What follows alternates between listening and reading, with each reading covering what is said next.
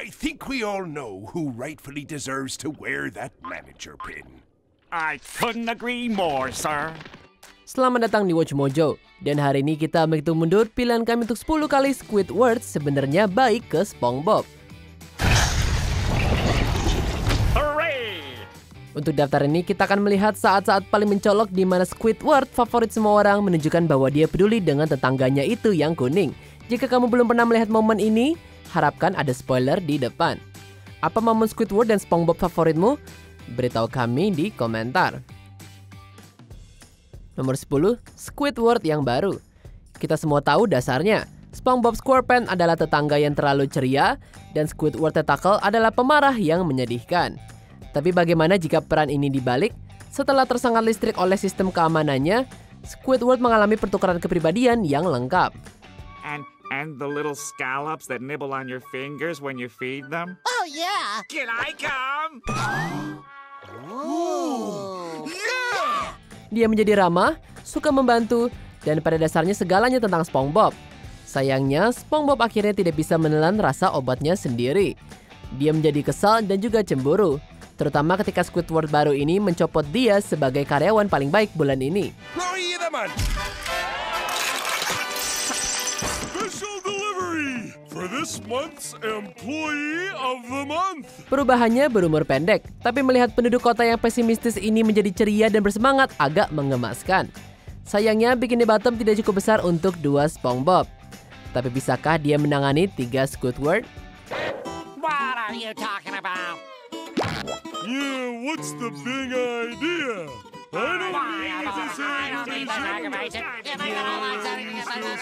Nomor 9, Captain Magma. Ketika Mermaid Man membutuhkan bantuan menyelamatkan dunia dari evil, dia meminta bantuan dari SpongeBob dan teman-temannya. Squidward tidak menginginkan bagian apapun dari ini, tapi dipaksa untuk mengambil bagian oleh Mr. Crab. Jadi dia bergabung dengan International Justice League of Super Acquaintance sebagai Captain Magma.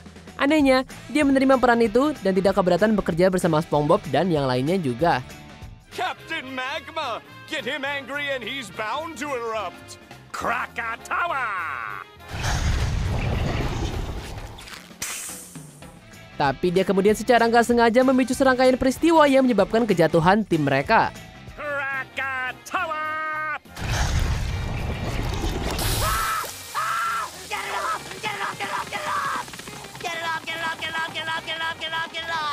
Setidaknya mereka semua menertawakannya. Dan itu keren menyaksikan Squidward benar-benar berusaha meskipun awalnya tidak mau.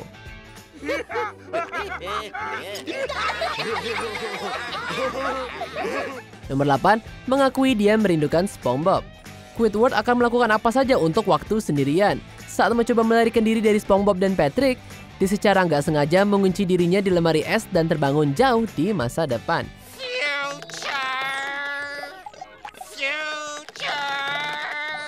Dia kemudian melakukan petualangan perjalanan waktu yang membawanya dari zaman prasejarah ke kosongan nihilistik yang kosong juga. Itu semua terbukti terlalu keras untuk Squidward yang hanya ingin pulang.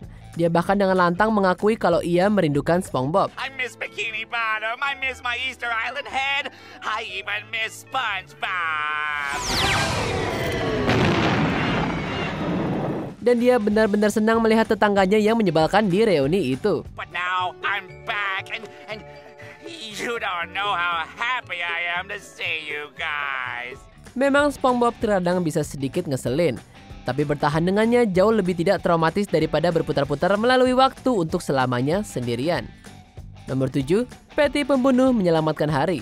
Setelah dipecat dari Krusty Krab, SpongeBob terjebak di tengah 4 pemilik restoran berkostum yang semuanya menginginkan dia di dapur mereka.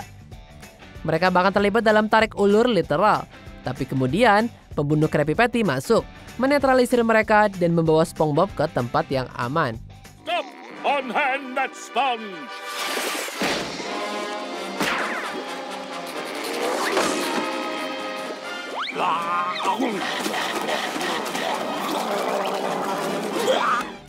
Maskot misterius itu ternyata Squidward, yang berlutut dan meminta juru masak goreng ini kembali ke Krusty Krab.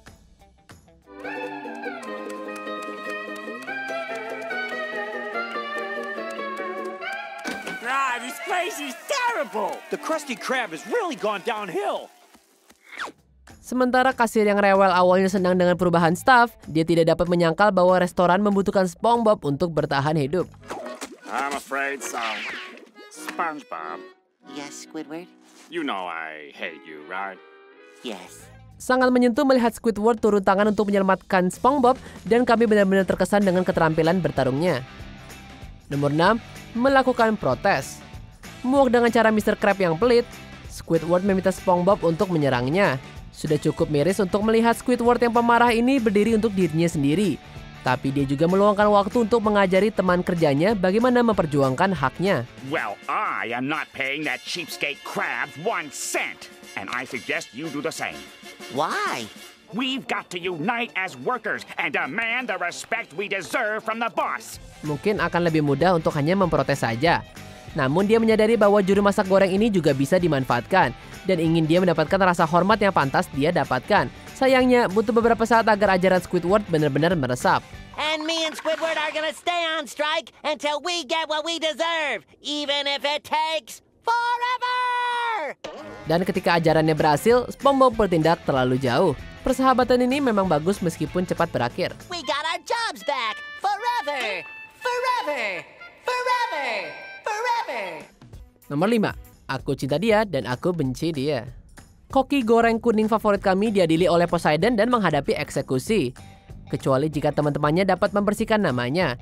Selama kesaksiannya, Squidward mengingat saat di Camp Coral ketika SpongeBob dan Patrick menyerahkan penghargaan mereka untuk membuatnya merasa lebih baik. Patrick and I were talking to one of the counselors, and guess what? There was a big mistake, and you actually won the Campy Award. That's right, yup. I did? In a landslide. Dan dalam pidato yang lucu namun mengharukan, dia mengakui bahwa meskipun SquarePants sangat ngeselin, dia mencintainya dan ingin dia hidup. Wow. And don't ever stop playing this. My clarinet. Look at me. I really did it.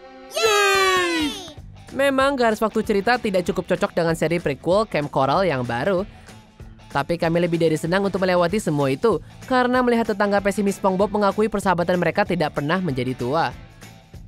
Oh, I can't stand SpongeBob, but at the same time, well, I love him. I love him and I hate him. Nomor 4. Menyerang Mr. Krabs. Ketika Flying Dutchman datang untuk jiwa Mr. Krab, SpongeBob satu-satunya yang membela si kikir ini. Namun alih-alih berterima kasih pada karyawannya yang paling setia, Mr. Krab malah menukarnya dengan uang receh. Kamu akan mengharapkan Squidward bahagia karena rekan kerjanya yang menjengkelkan telah pergi, bukan? I can't believe I'm saying this, but how could you trade SpongeBob for 62 cents? Sebaliknya, dia berhak mempermalukan Krabs karena menjual orang yang bertahan dengannya ketika tidak ada orang lain yang mau. He stuck up for you and you sold him out. Kamu tahu kamu telah gagal ketika Squidward tentakel lah yang memarahi kamu. Sehingga Squidward akhirnya mendukung SpongeBob. You should be ashamed of yourself.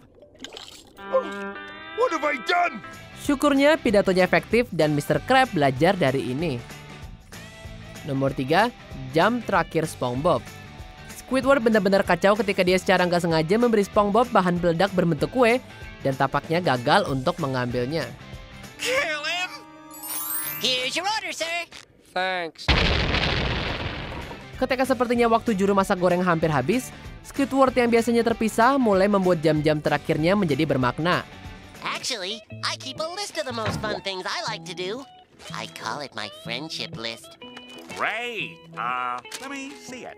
The things that are extra fun, I've written in red. Dia menanggung setiap aktivitas konyol dan memalukan yang bisa dipikirkan oleh Spons kecil dalam upaya untuk membuat dia bahagia di hari terakhirnya. Dan itu berakhir dengan menyentuh dengan mereka menyaksikan matahari terbenam bersama. Well, at least I was able to make his last few hours meaningful. I am such a good person. Tentu saja ternyata nyawa SpongeBob tidak dalam bahaya. Jadi Squidward pada dasarnya menyia-nyiakan sepanjang hari mempermalukan dirinya sendiri tanpa alasan. Tapi meskipun tindakannya dimotivasi oleh rasa bersalah, masih sangat manis baginya untuk berusaha sekuat tenaga untuk sahabat kuningnya. Nomor 2. Cara menghadapi pelanggan yang ngeselin. Episode ini menampilkan duo Krusty Krab kami yang melakukan perjalanan berbahaya untuk mengantarkan pizza Krabby Patty.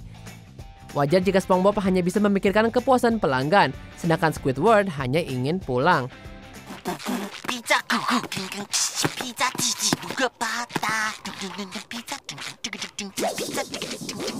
Tapi ketika mereka akhirnya mencapai alamatnya, kliennya ternyata adalah orang brengsek yang ngeselin. Dia berteriak pada SpongeBob karena melupakan minumannya, membuat si kecil menangis. Sponge? It's okay. Jadi Squidward benar-benar langsung membela SpongeBob. Siapapun di layanan makanan dapat bersimpati dengan adegan ini, terutama karena SpongeBob bekerja lebih keras daripada karyawan lainnya. Terlepas dari perbedaan mereka, Squidward terlalu menghormati rekannya untuk membiarkan pelanggan memperlakukannya dengan buruk, apalagi melihat dedikasi SpongeBob sebesar itu. Look, I told your little friend I ain't paying for that. Well, this one's on the... Did he change his mind? He sure did.